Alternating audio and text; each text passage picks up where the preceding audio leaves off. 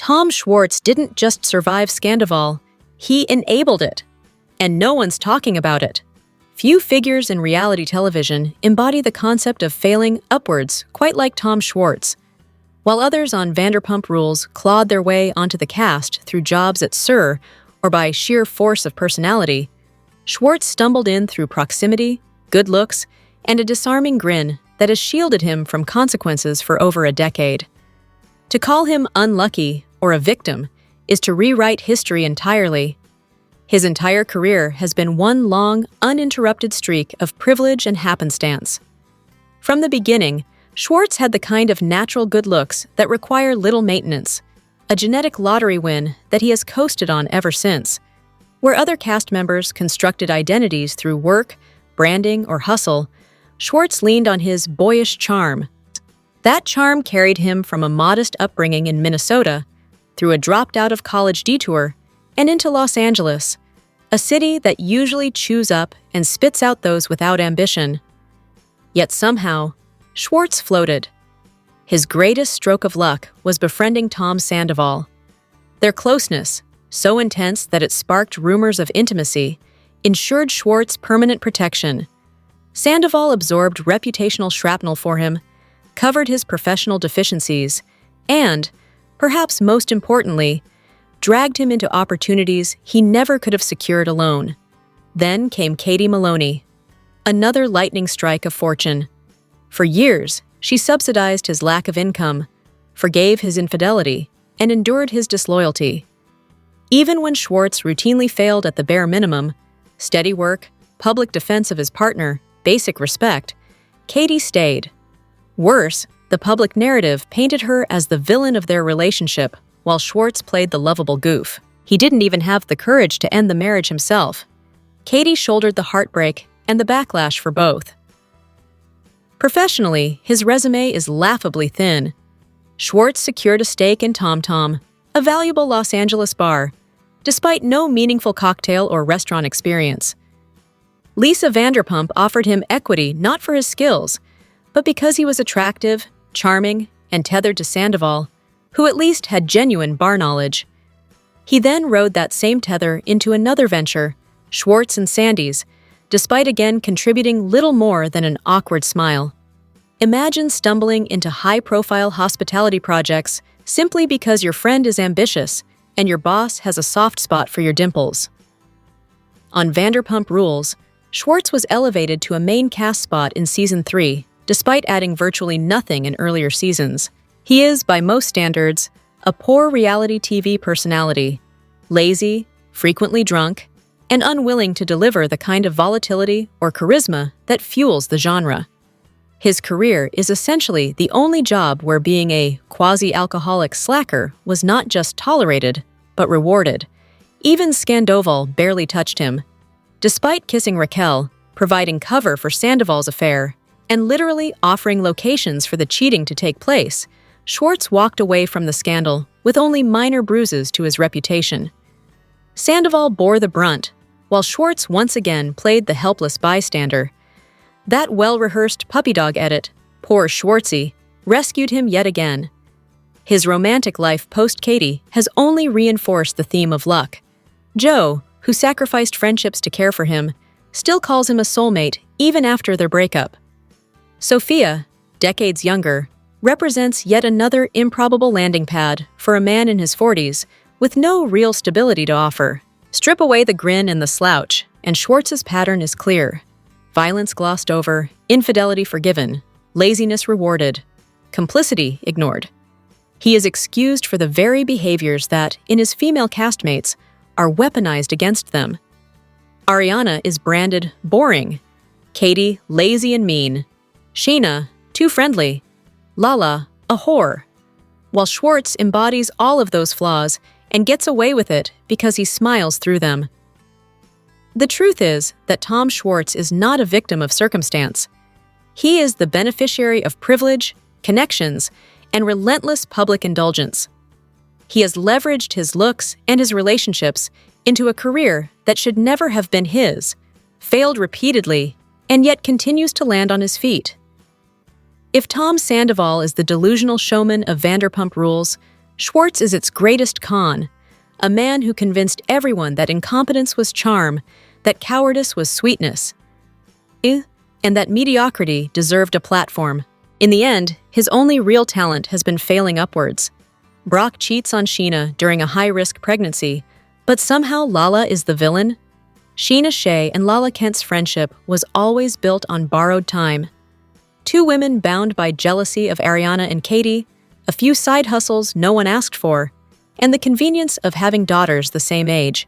Their alliance was less about genuine connection and more about proximity and shared grievances.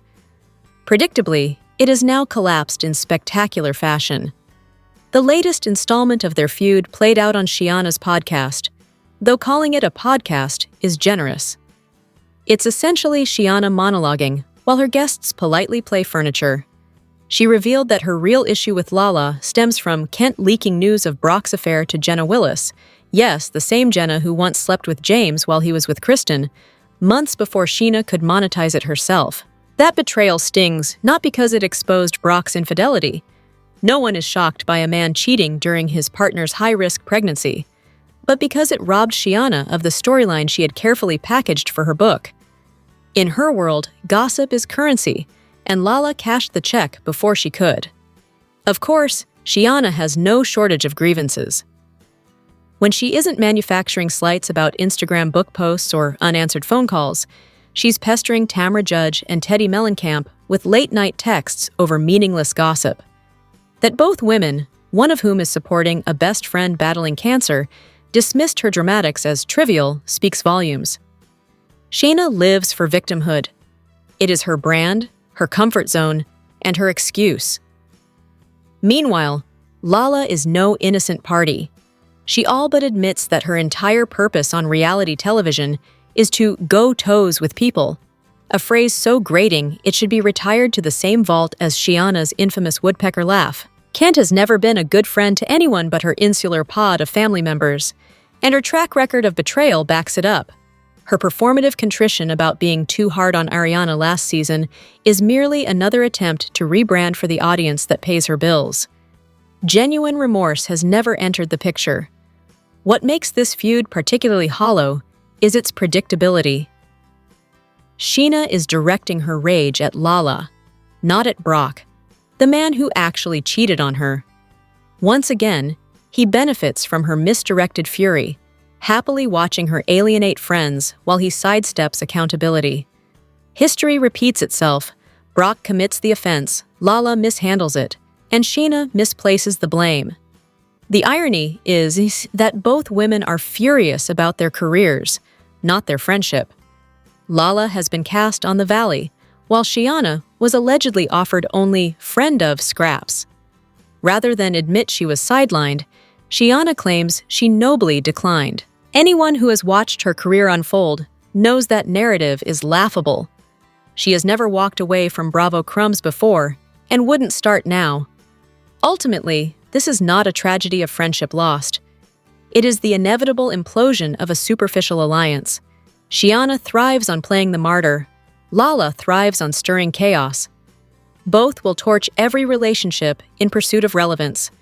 The real casualties are their daughters, whose sweet friendship may not survive their mother's toxic competitiveness. As for viewers, we're left watching two women claw for attention while insisting they're above it all. In reality, Scheana and Lala need each other for one thing: to remain just interesting enough to keep the cameras rolling. Lisa didn't protect Katie, she protected her profit margins. Katie Maloney has long been cast as the franchise's perennial villain, but nowhere was the narrative more relentless than during her wedding season. Viewed through her lens, it was the story of a woman attempting to plan a wedding while tethered to a man who insulted her publicly, contributed little, and relied on his best friend to excuse every shortcoming. Yet instead of portraying Schwartz as the dismissive partner he was, the edit consistently framed him as the bumbling golden retriever. While Katie was painted as the bitter nag, Tom Sandoval enjoyed similar protection. Despite years of narcissism and cruelty, he rarely endured the scathing edits reserved for women. This imbalance inevitably raised suspicions that the Toms were protected, whether for the sake of Lisa's bar venture Tom Tom or to preserve their marketability as likable male leads. Katie Bates, by contrast, was thrown to the wolves. Vanderpump has always straddled a contradictory role: part boss, part maternal figure, part producer. She lectures women like Katie and Ariana about demanding more from their relationships, yet consistently shields abusive men when money is involved. Kristen was ostracized for years, while James Kennedy's behavior was endlessly excused. Jax Taylor, despite being an unrepentant addict and abuser, was gifted a spin-off. Meanwhile, Stassi was fired for racism, deservedly. But the larger pattern remains. Men's violence and cruelty were often deemed forgivable. Women's flaws, never. Of course, Katie cannot be cast solely as a victim. She begged Schwartz to marry her, ignored red flags the size of billboards, and lashed out at other women with misogynistic insults. Her treatment of Scheana, Lala, and Ariana was petty and misplaced. Even her wedding budget battles revealed a dynamic less about helpless martyrdom than about two partners equally ill-equipped to navigate adulthood. Katie's glow-up post-divorce, confident, radiant, and thriving, is undeniable, but her choice to marry a man who so openly despised her cannot be laid at Lisa's feet. The real through line is Vanderpump's consistency. Her loyalty lies not with her employees, nor with her female cast members, but with drama and profit. She plays the benevolent boss while exploiting her workers, postures as a women's advocate while protecting toxic men, and carefully curates her brand as a glamorous moral authority, all while posing for carcass-themed photo shoots. She is, in essence, a consummate businesswoman. The idea that Lisa sacrificed Katie isn't entirely accurate.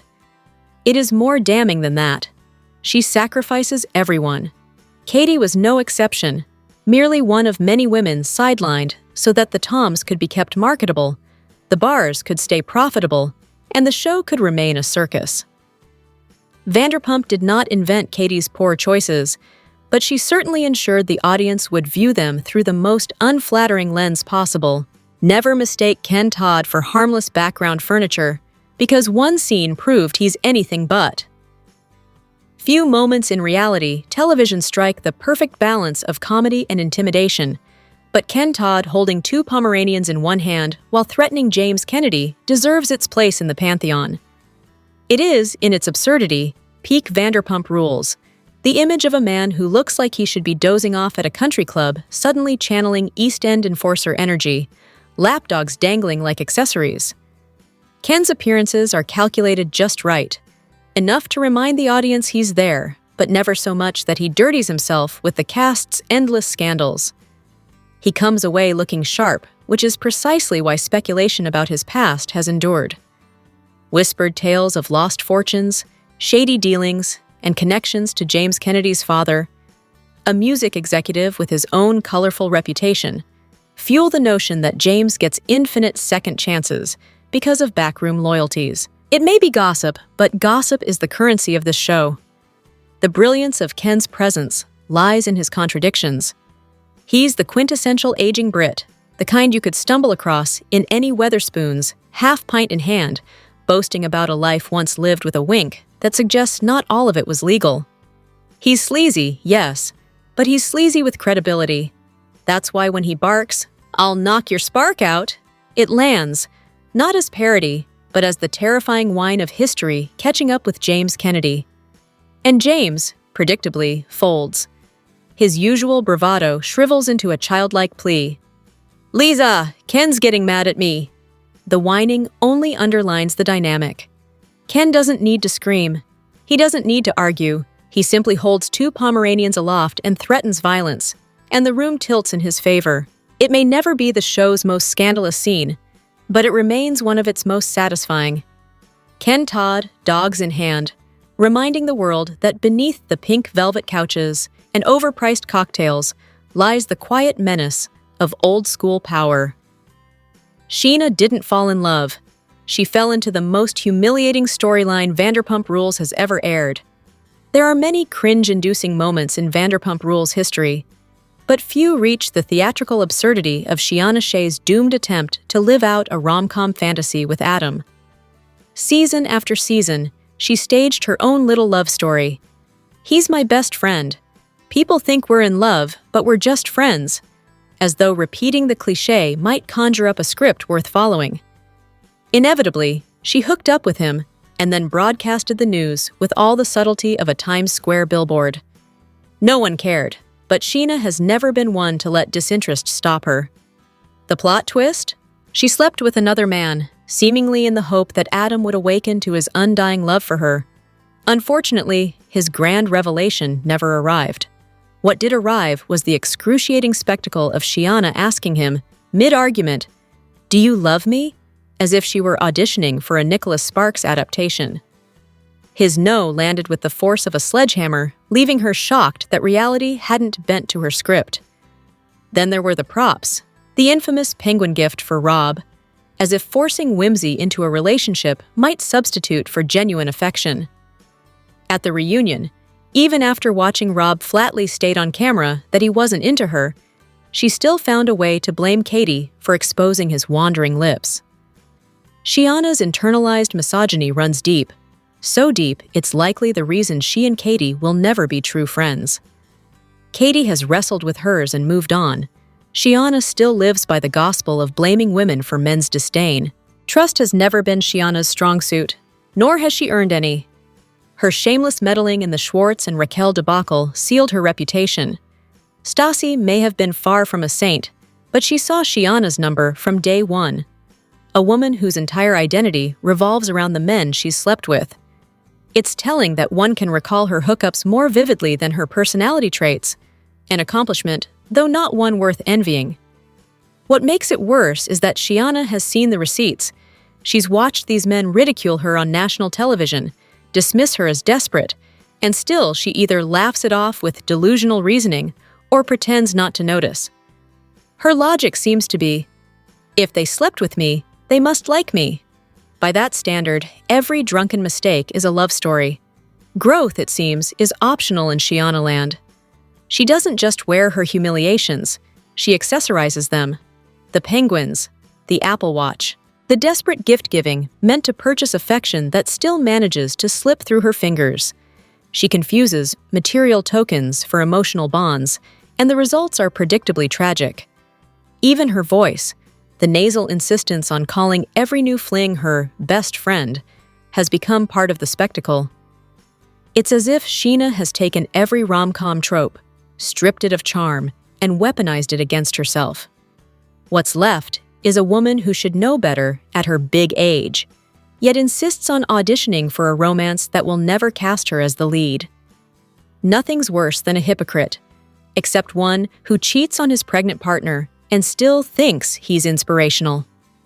Brock Davies, or as many now call him with weary accuracy, Broke, is the franchise's most glaring example of ambition without substance. Watching him posture through yet another rewatch is an exercise in irritation. He presents himself as a motivational speaker trapped in the body of a failed influencer, always ready to lecture others about accountability, forgiveness, or doing the work. Concepts he's never once applied to his own life. The hypocrisy is staggering.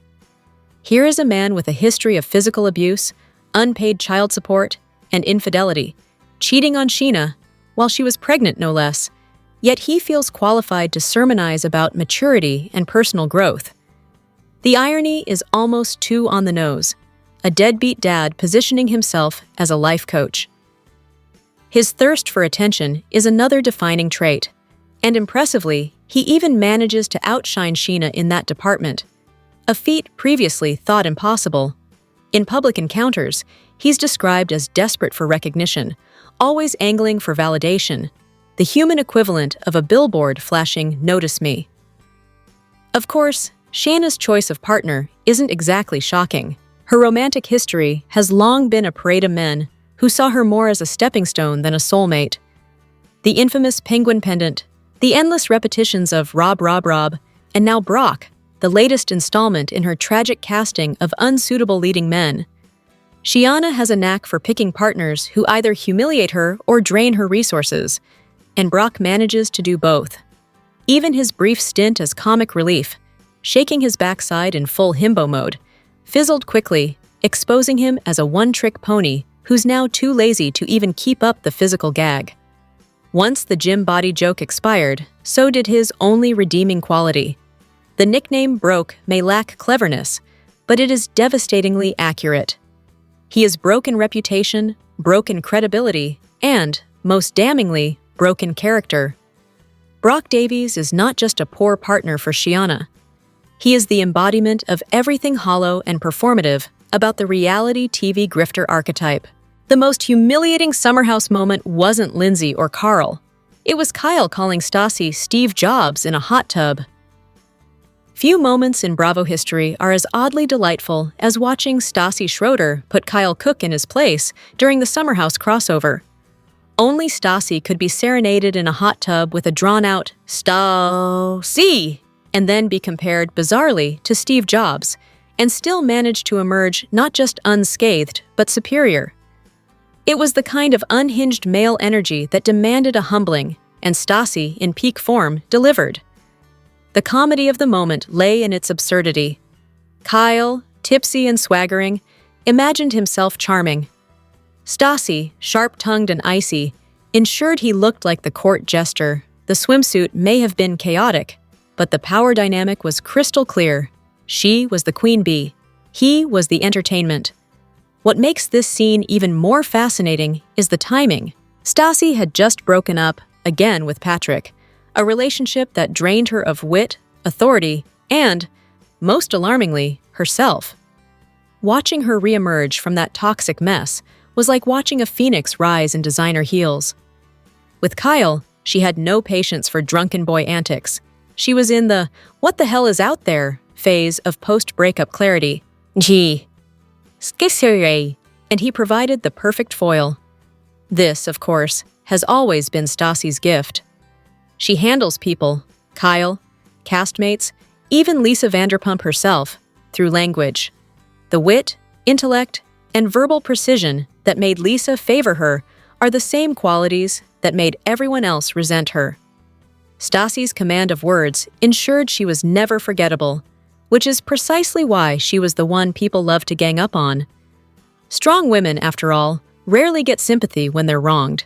Her relationships with the cast reflected this dynamic. Friendships often came late because her intelligence and sharpness threatened those around her. Ariana, for instance, was reluctant to embrace her. Not entirely surprising, given Tom Sandoval's relentless anti-Stassi campaign from the very beginning. The tragedy is that they were operating on a similar wavelength all along, and their alliance could have rewritten much of the show's early dynamics. What made Stassi polarizing is exactly what made her indispensable. She was too sharp, too commanding, too unwilling to soften herself to fit the ensemble. Her alpha female energy became an excuse for others to deny her the understanding they freely gave to weaker personalities. It wasn't that she didn't need empathy, it was that her strength made people think she didn't deserve it. Even at her most controversial, she was consistently Stassi, flawed, fascinating, and, above all, entertaining. That crossover didn't make Summer House more appealing, but it did cement her as the rare Bravo figure who could stroll into another franchise and instantly dominate it. Steve Jobs in a bikini? Hardly. Try Shakespeare with a martini. Here's what no one dares to say. Sandoval's defense of James was really his back door to Raquel. There are many mysteries buried in the archives of Vanderpump Rules, but Tom Sandoval's fixation on James Kennedy is one of the more baffling. Season after season, Sandoval clung to James with an intensity that was less about friendship and more about ego management, showmanship, and perhaps a not-so-subtle infatuation with Raquel. On paper, Sandoval's loyalty made no sense. James was despised by most of the women in the group, had hurled fat-phobic insults at Katie Maloney, who happened to be married to Sandoval's business partner and closest ally, and alienated nearly everyone else. Yet Sandoval defended him with near-religious zeal, placing himself at odds with Katie, the very woman who threatened his fragile sense of superiority. Katie's refusal to back down or indulge his theatrics branded her his lifelong nemesis. Sandoval, like most narcissists, could not abide someone who saw through his carefully manufactured image, so supporting James doubled as a convenient way to needle Katie.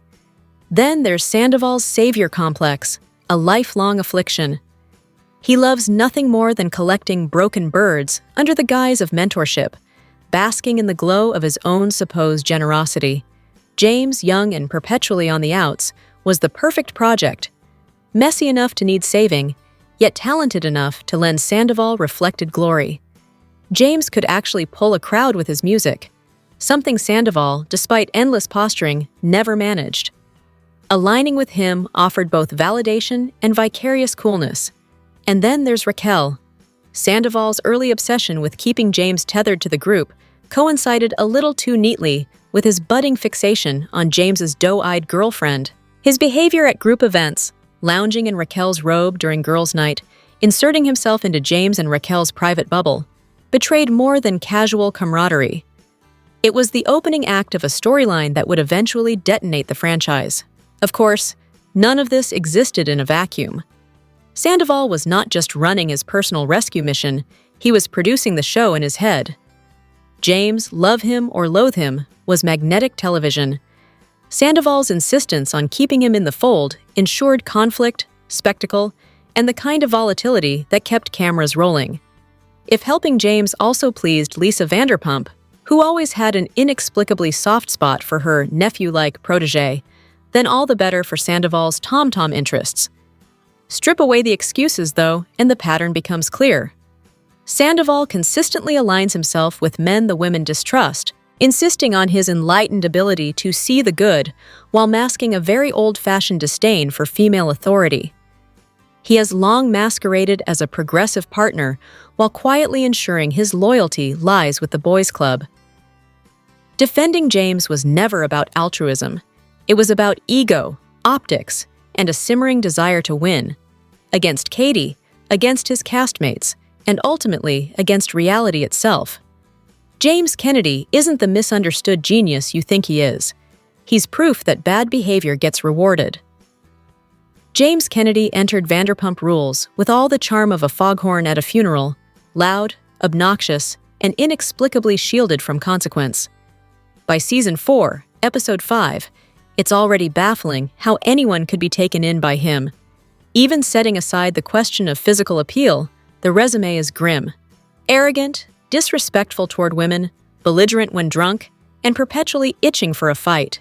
And yet, somehow, Kristen is sobbing over him, Jenna is sleeping with him, and Lala is letting him take her out. One can only assume the accent did most of the heavy lifting. The accent, however, is hardly the suave British lilt it's sold as. Raised in the US since childhood, James delivers a strange transatlantic parody that manages to sound both fake and grating.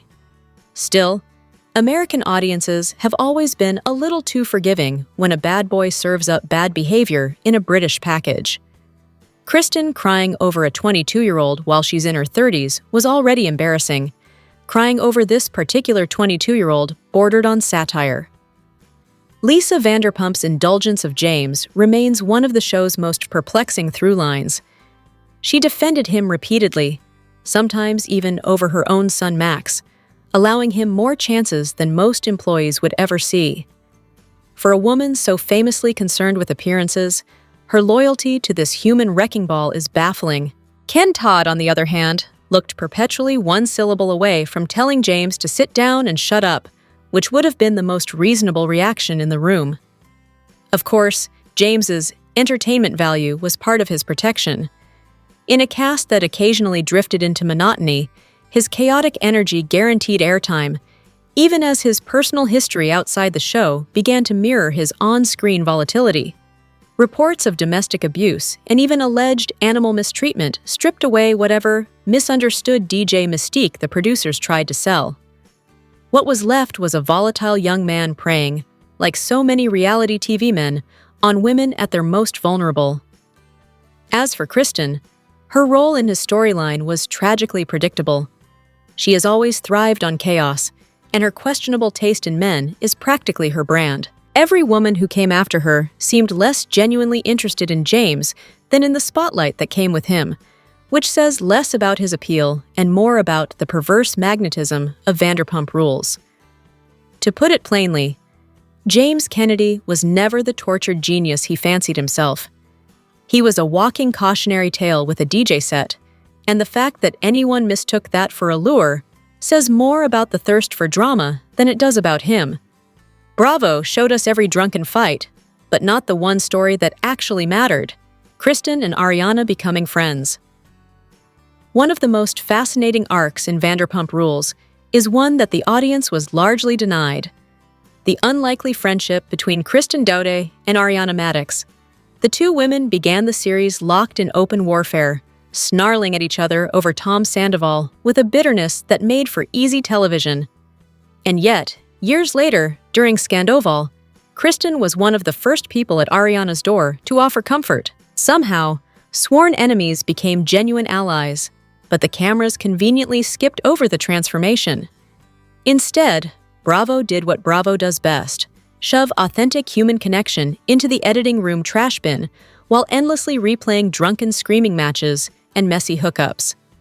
Conflict, abuse, and humiliation always make the cut. Two women choosing growth and reconciliation? Too boring, apparently, or perhaps too disruptive to the preferred narrative. Kristen forever branded crazy, Ariana the unbothered cool girl, and never the twain shall meet. The truth, of course, is that their friendship was filmed. Kristen herself has noted that a good portion of their reconciliation was captured, only for producers to discard it. Why? Because it didn't fit the misogynistic lens that defined the show's early seasons, where women were pitted against one another for sport, while the men's behavior was excused or minimized. The decision reveals less about the quality of footage and more about the priorities of those behind the cameras. Still, keen viewers could see the shift by season 6. Subtle moments: Ariana caring for Kristen and Solvang, the two of them integrated seamlessly on group trips. Even a joking reference to being each other's ex-boyfriend's ghost, all signaled a thawing of hostilities that production never bothered to contextualize. By season 7, their bond was unmistakable. No longer rivals, but genuine friends who could laugh, tease, and even party together. It's a shame, because this was not just a side note. It was a compelling storyline about growth, forgiveness, and the rare possibility of women on reality television choosing solidarity over rivalry. In other words, exactly the kind of story Bravo consistently sidelines in favor of chaos. The friendship between Kristen and Ariana deserved to be a season-long subplot, a reminder that people can evolve and enemies can become allies. Instead, the audience was left to fill in the gaps, noticing subtle background moments while producers force-fed yet another montage of drunken brawls. When Kristen showed up for Ariana during Scandoval, it felt monumental. It also highlighted what had been missing all along: the actual story of how they got there.